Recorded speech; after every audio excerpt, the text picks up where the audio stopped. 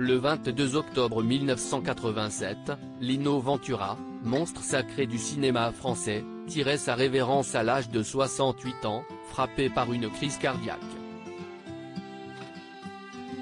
Il laissait derrière lui sa femme, Odette et leurs 4 enfants, Mylène, Laurent, Linoda et Clélia. 11 ans après, est la fille aînée, Mylène, qui perdait la vie dans un accident d'avion.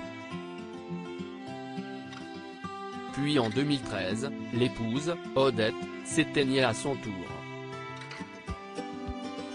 Ce mardi 3 mai 2022, le clan Ventura a annoncé la mort de Laurent, à l'âge de 72 ans, des suites d'une longue maladie.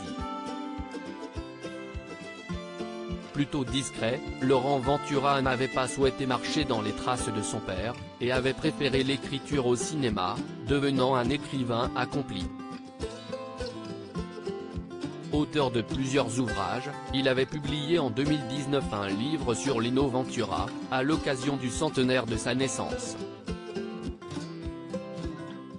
Un exercice que l'écrivain avait jugé très amusant, comme il l'avait déclaré au quotidien du cinéma. Réunir tous ces témoignages et lui rendre hommage de cette façon-là, c'est ce qui m'a plu. Cette démarche sort un peu de l'ordinaire et on s'est aperçu que beaucoup de personnes voulaient témoigner même en dehors du cinéma, confiait Laurent Ventura. Lino Ventura, sa famille divisée en disparaissant, Lino Ventura ne laissait pas simplement à ses proches la lourde peine de son absence, mais un généreux héritage. Sans surprise, puisque les guerres de succession font rage dans de nombreuses familles, la répartition de ce dernier a été contestée par certains descendants de Lino Ventura.